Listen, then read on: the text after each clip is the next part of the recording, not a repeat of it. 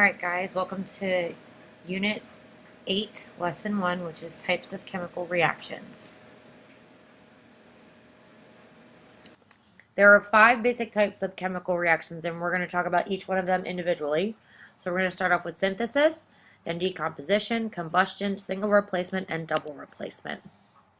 A synthesis reaction occurs when 2 or more substances combine to form a new compound. So if we were going to look at a generic form of this equation, it would be some element A plus some element X to give compound AX. So look at your example. We have lithium plus selenium to produce lithium selenide. Decomposition reaction occurs when a single compound produces 2 or more simpler substances.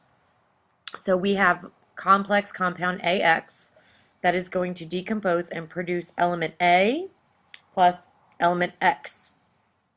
So our example in this case would be HgO, or mercury oxide, breaks into the element of mercury plus the element of oxygen. Combustion reactions are next. They occur when a substance combines with oxygen that releases a large amount of energy in the form of light and heat. There are 2 different types of combustion reactions that you may see. You could see a reactive element combining with oxygen, and this also looks like a synthesis reaction. Or you could see the burning of a hydrocarbon compound in the presence of oxygen. Anytime you're dealing with a hydrocarbon compound, that's a compound that has just carbon and hydrogen in it, you're going to produce carbon dioxide and water always. What about a single replacement reaction? That's the next one. Single replacement reactions can occur when the following things are moved or switched. Metals are switched by another metal. Hydrogen in water is switched by a metal. Hydrogen in an acid is switched by a metal. Or you have a halogen that is going to replace another halogen. So in this case, we're looking at the metal. So we have some metal A plus some compound that has a metal and a nonmetal. The 2 metals are going to switch, so A and B are going to switch positions, and you're going to get metal A with nonmetal X plus element B, which is going to be metal B all by itself. Or you have the second scenario where you're going to switch the nonmetal. So you have metal A with nonmetal X plus nonmetal Y. That's going to produce metal B combined with nonmetal Y, and then nonmetal X is going to be out by itself. Now, when we're dealing with these kinds of things, we have to look at Table J in your reference packet. So that is the activity series of metals. So metals can replace other metals only if they are above the metal they're trying to replace in this chart. So metals above hydrogen can replace hydrogen in acids, metals above sodium, and all the way up can replace hydrogen in water. So, for example, if we were looking at Na plus KCl, will that happen?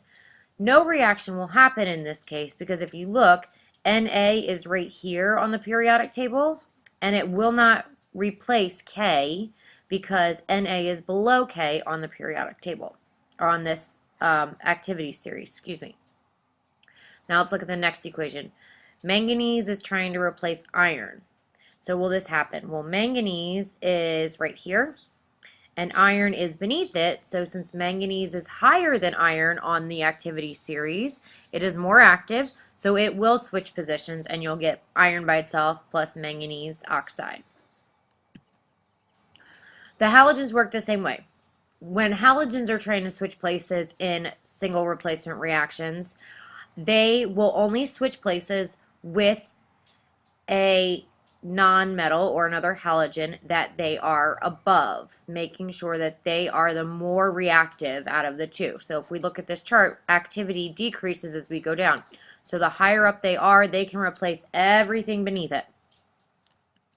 So when we look at this one, NaCl plus F2, so sodium chloride plus the fluorine, Cl and F will switch because Cl is beneath F. F is higher, so it is more active, so it will switch with Cl.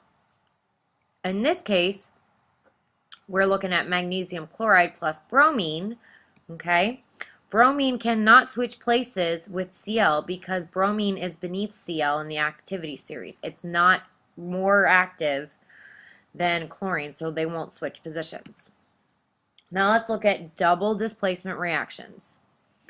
This is when an ion of two compounds exchange places in an aqueous solution to form two new compounds. So we have AX plus BY will give AY plus BX.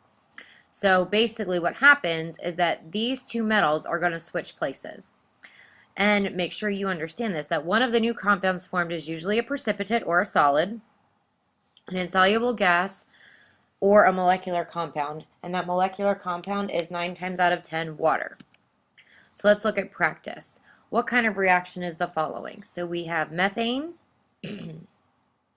plus O2 producing carbon dioxide and water. So we have a carbon-hydrogen compound plus oxygen to produce carbon dioxide and water. That is a combustion reaction. And here's your check your understanding. What kind of reaction is the following? BaCl2 plus AgNO3 yields BaNO3 2 plus AgCl. Answer this in your practice packet, and we'll go over the answer tomorrow.